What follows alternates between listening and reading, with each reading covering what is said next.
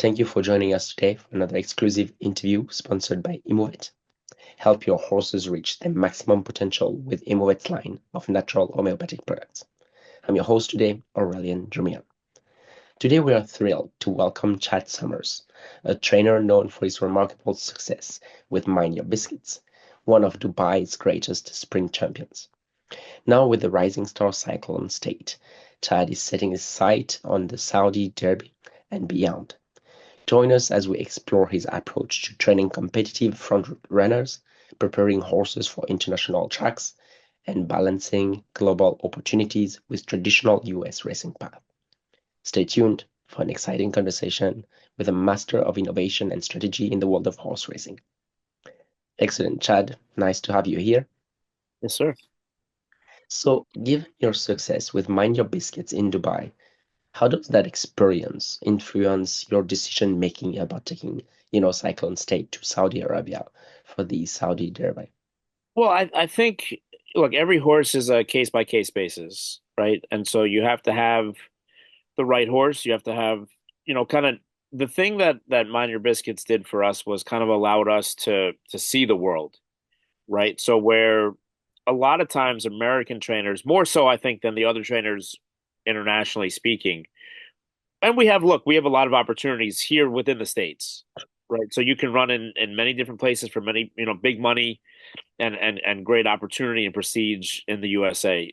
But Mind Your Biscuits going to Dubai when he went the first time in 2017, it kind of opened up doors for us and it allowed us to realize and see that the world is smaller than maybe it used to be, right? With the planes and technology and the way Yes. things go.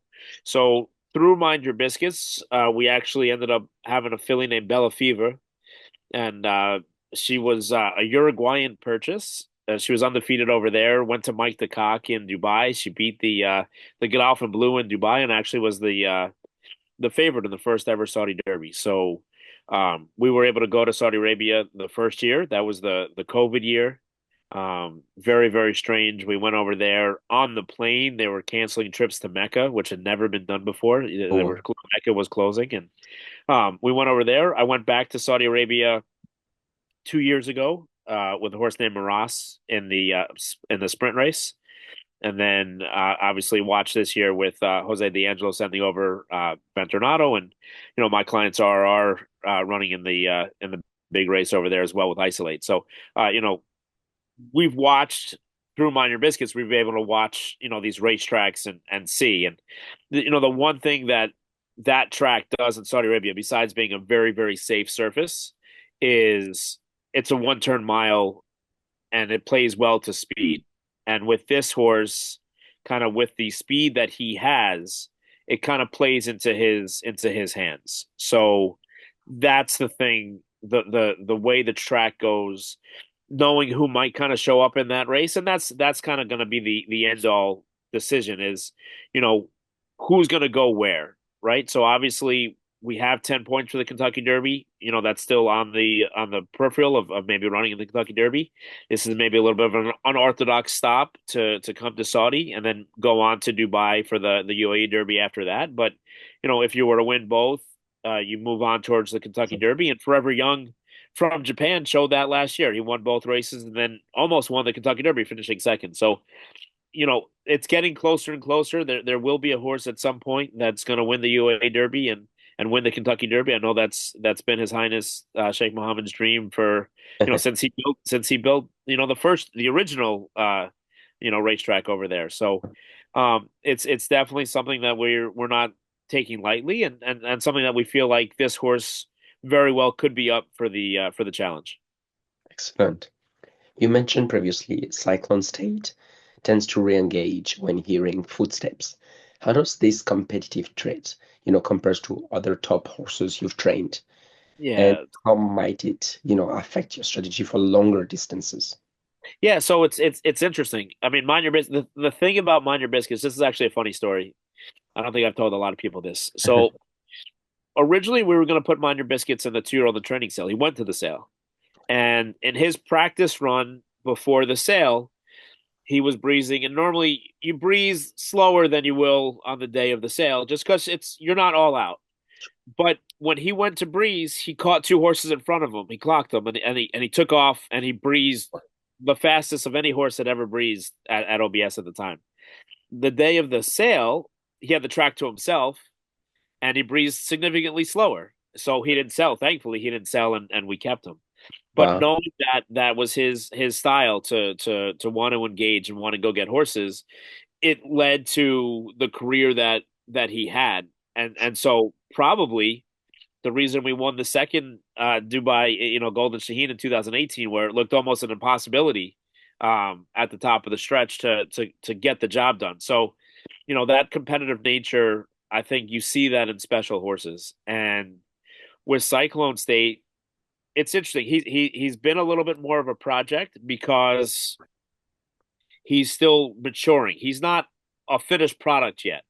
So, and Biscuits as a 2-year-old was very much like that as well. Biscuits was completely a child. The only time he was businesslike was on the track. If he was not, he was messing with me at every opportunity that he could get. Thankfully, he didn't kill me, but he came close a few times. So this horse, when he first came into us to the racetrack in April, would look around at everything, anything he heard, he saw. He was like a bird, and so we'd stuff his ears with cotton. We put a hood on him, blinkers every day to train, just to get him to focus. And when he would focus, he would be great and showed a lot of speed, a lot of enthusiasm. But if you took any of that stuff out, you're back to square one again. Wow. So I think even in his first race, we were very optimistic about his first race. But it was over at Aqueduct where they have a casino with a big building now, and you can't train there, you can't do anything. So when he ran, he had a chance to make the lead at the top of the stretch, and he clocked the buildings despite having the blinkers on and the hood. He clocked the buildings, and he was like just a child with ADD. He started Wow. looking around, and it cost him the race. So it's that maturity that's kind of helped him. But even still, when we ran into Jerome the other day, he made this big move around the turn. He opened up by 9, 10 lengths, and got a little lost out there. He goes, "Hey, where's all my friends? Like, what's going on?" So he was able to finish up and get to the wire first. But it wasn't a matter of being tired. That gives us the feeling that we feel like he could stretch out to that 1,900-meter distance of the UAE Derby, the 2,000-meter distance of the Kentucky Derby. It's just about keeping him engaged, and again, comes with maturity and just knowing like this is what I have to do. But it is positive that when he hears a horse behind him, he'll kind of take off again. So that's a good Wow. problem to have with a horse who has the natural speed that he has. Sure. Could you share some insights on, developing a horse front running style like Cyclone States, while making sure that they have enough stamina for potential distance increases? Yeah, so a lot of it is just kind of how you train in the morning time with the breezes you give. The one thing that we'll do with him, maybe a little bit different than other horses, is we don't breeze him to the wire. So we'll Okay. breeze him to the furlong pole past the wire is his breeze. So if he's going to breeze, for example, let's say 800 meters, he'll start off at the 600 meter instead of the 800 meter. A lot of times horses will breeze, they'll start at the first pole and their workout will be finished at the wire and they'll gallop out and stuff like that. But with a front runner, what we like to do is let him know, hey, your work's not done when you reach the wire because you don't want a horse tiring out and almost like pulling themselves up that their job is finished when they get to the wire. So we work him constantly through the wire so that he thinks he has to keep going. And that's kind of the biggest difference with him as opposed to some of the others. Interesting. Very interesting. Um, Chad, you've trained successfully at both, maiden and aqueduct. What unique challenges do you anticipate in preparing a horse for the King Abdulaziz track conditions? So that track is different. Um, so there's I want to say it's a 3/8 track, probably 600-meter track behind them. So when we're in quarantine, and it's right out the back door, and the quarantine track in Saudi Arabia is much better than the quarantine track in Dubai. In Dubai, the quarantine track is I don't think it's even a quarter mile. And like when we went there last year with Clapton, he was so big and heavy that if he would go around the turn, it looked like he was going bowling, like he might need bumpers, and he would almost like hit the rail because he was just so big and heavy. Sure. This track is a lot wider; it's a lot more friendly from that standpoint. You still have that walk to the track. It's about a mile walk to the track in Saudi Arabia as opposed to Dubai, which is a 2 mile walk to the track. So a little bit easier, a little bit friendlier. We will have a pony with us. So that'll help. He'll kind of latch onto the pony, knowing kind of what you have to do over there. Where if the tractors aren't off the track yet, you go into a little bit of a holding pen before the track opens. You're there for a kind of it feels like a briefer period of time than Dubai. So you're getting your work done out of the way 3 or 4 days. You want to get a good gallop over the track. You want to get a feel of the track.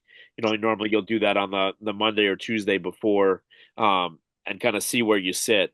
But and also the gate in Saudi Arabia is much more narrow. It's a French made gate. Okay. It's not what we're used to here in the United States. So you want to school him over there, put him in the gate.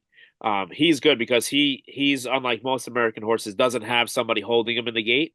Normally, we're used to that in the American style. In Saudi Arabia, the gate's so narrow that nobody can even sit in the gate holding you. You're by yourself.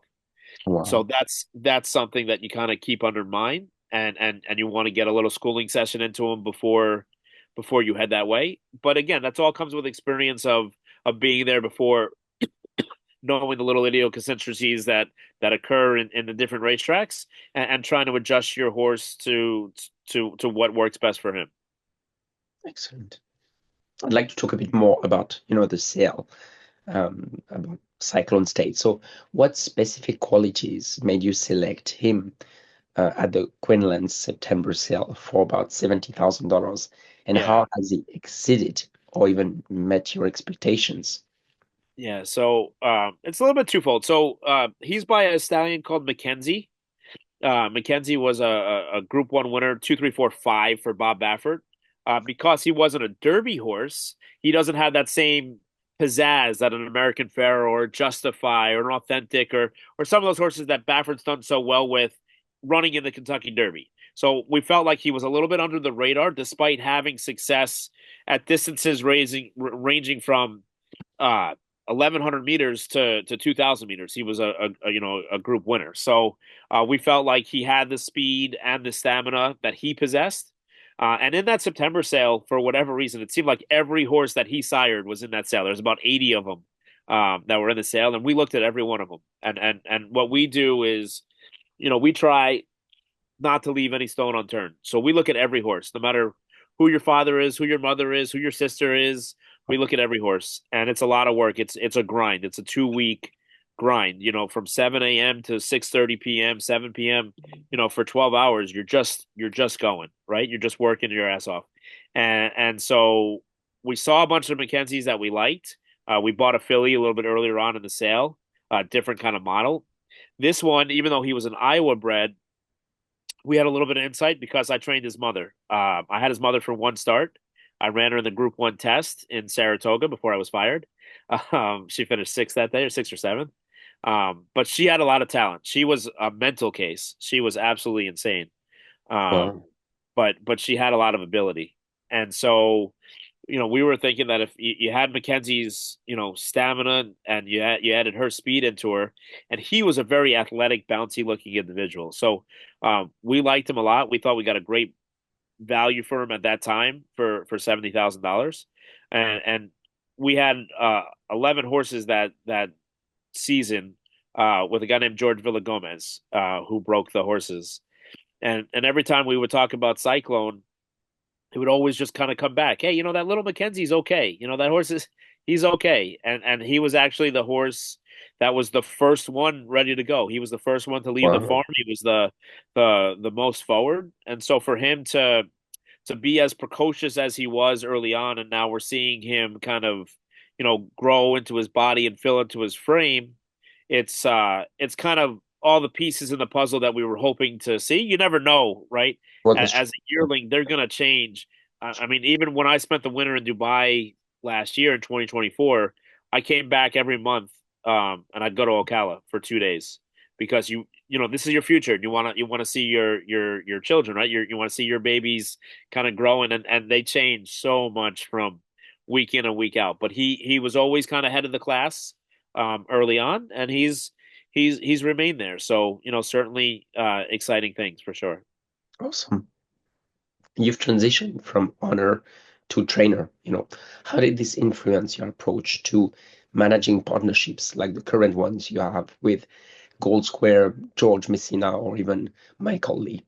Yeah, it's about communication, right? So I think sometimes trainers who come in, they were raised in the game and their family or whatever, they feel like it's their horse and they kind of treat their owners like mushrooms, right? Just keep them in the dark.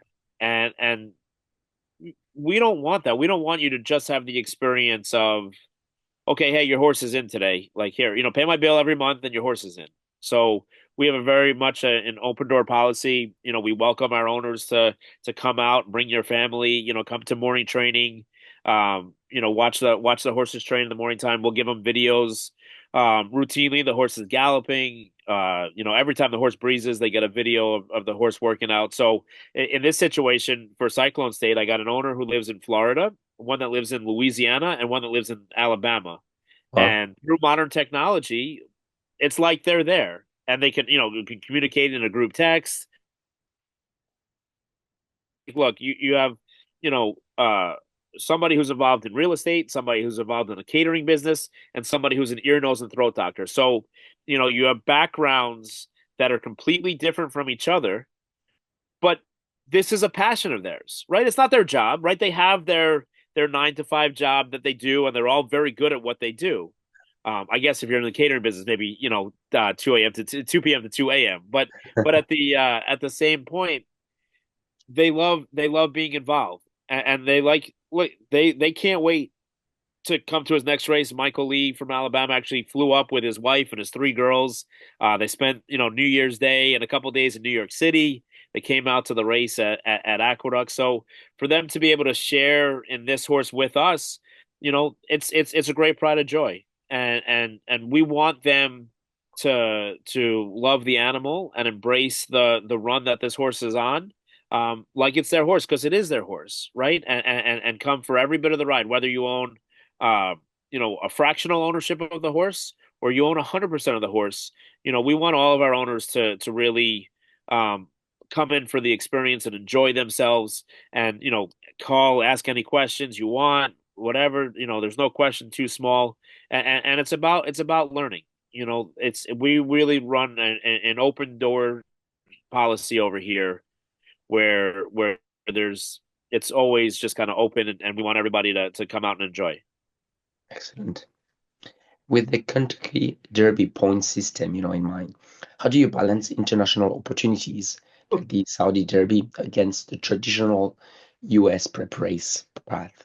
Yeah, so that's where we're at right now, right? So um it looks like obviously we're more than likely going to get invited to the race in Saudi. And I think if he goes that route, he's going to be, one of the top challengers. But there's no points in Saudi. If you come back from Saudi Arabia, the way that it's structured right now, you would stay in Saudi Arabia for another 6 days, and then you're 7 days in quarantine, where it's not the quarantine over there where you have a track behind you. You're walking just in a barn. You're not allowed out of the barn. So that would be 13 days of training you would miss if you went to Saudi and came right back. If you followed suit and you went to Dubai, you would go Saudi to Dubai. You're in quarantine for 2 days, Dubai, running the race in Dubai, and then come back for 3 days quarantine, not the 7, which would give you the opportunity to still make the Derby. Last year, right now, that plane scheduled to come back April 9th.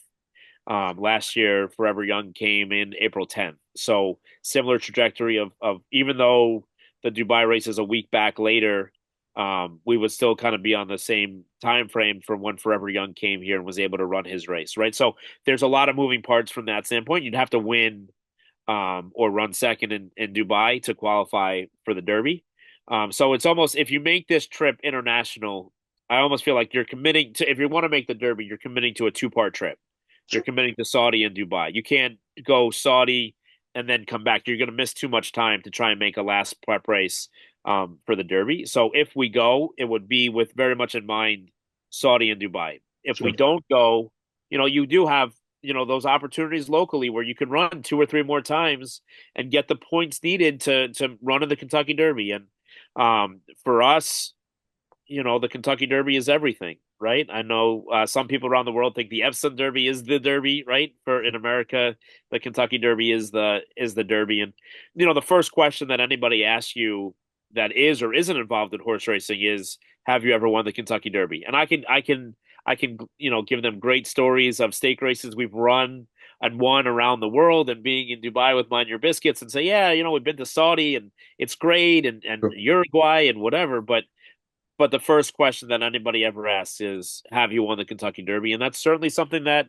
you'd like to be able to check yes, right? Check that box yes. So, um, look, if we make this trip to Saudi Arabia with Cyclone State, it has to be with the precipice in mind that we feel like this is the best path that we can take to qualify for the Derby, and then again win the Derby. We don't want to just go to the Derby to go to the Derby for the Sure. experience, for the parties, for the walkover. We want to go to the Derby with a chance to win, and so those are going to be the things that we're going to go back and forth with for the next 3 weeks.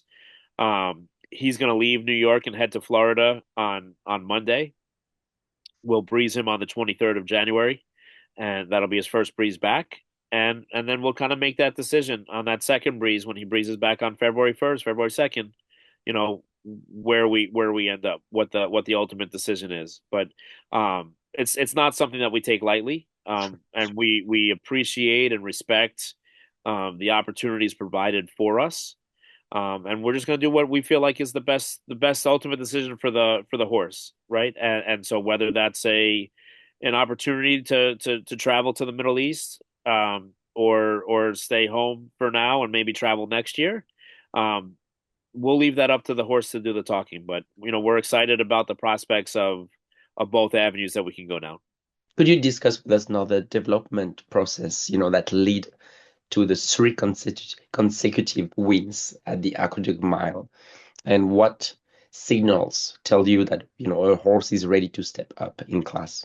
Yeah, so when his first two races didn't end up exactly according to plan, we always kind of wanted to see him kind of in a more forward position. We stretched him out on the grass to run two turns to go a mile 16, and it ultimately didn't work out. But again, we were kind of taken back, fighting with the horse. It wasn't the trip that we envisioned. So when we brought him back from Saratoga, we entered him in a race for main track only, and just kind of hoped that the race would be a smaller field and scratch down. And I said, look, no matter what, let's make the lead. And so when we ran him in that off the turf race, the day after the Breeders' Cup on November 3rd, he made the lead, but he had to work hard. There was a Godolphin horse for Bill Mott that worked and made him work hard.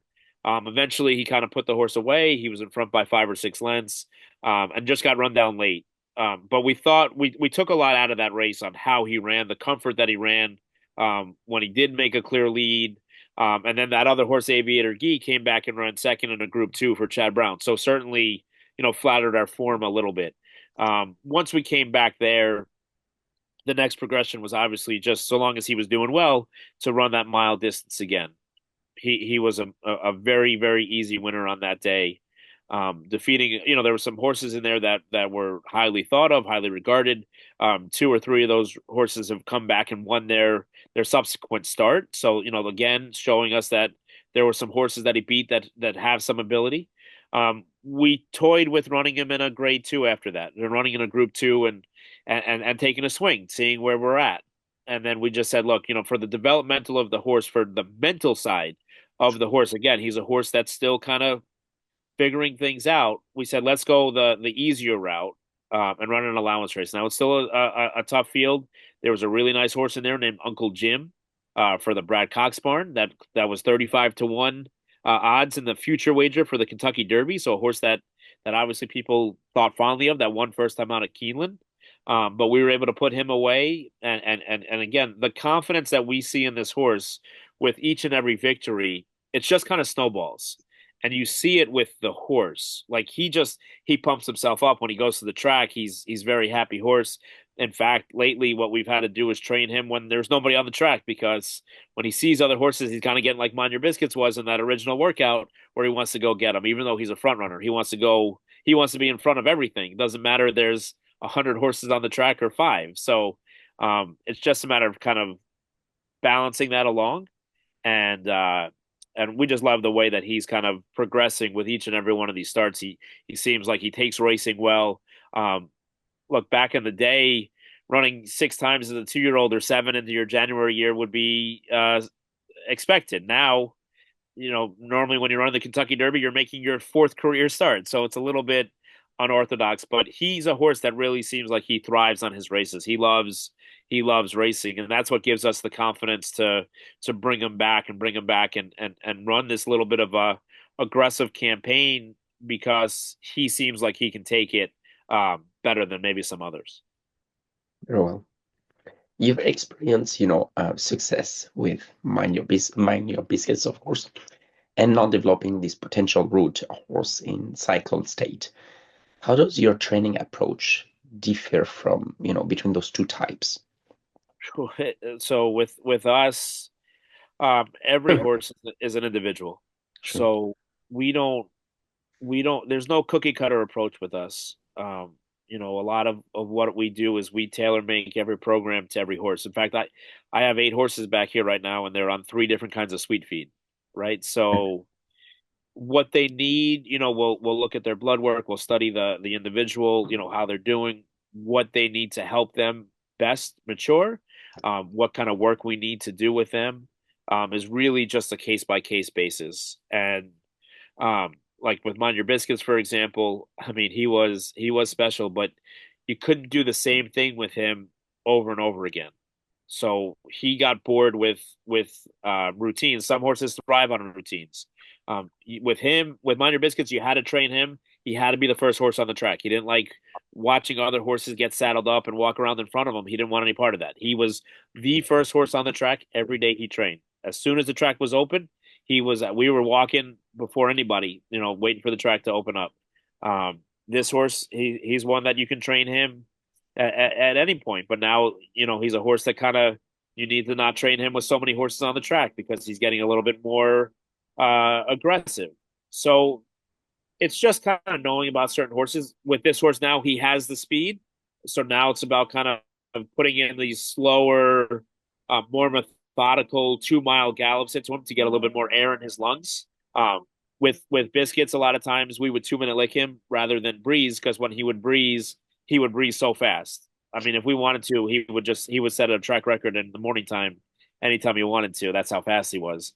With this horse, he can breeze fast, but he can shut off a little bit, and the riders are kind of starting to get to know him and figure him out. He's very, very sensitive in his mouth. So he doesn't really like anybody messing with his mouth. So, when you ride him, you're taking a long hold of him. You're staying out of the bridle. You're staying out of his mouth. Just give him his head. And these are all things you kind of learn, different bits.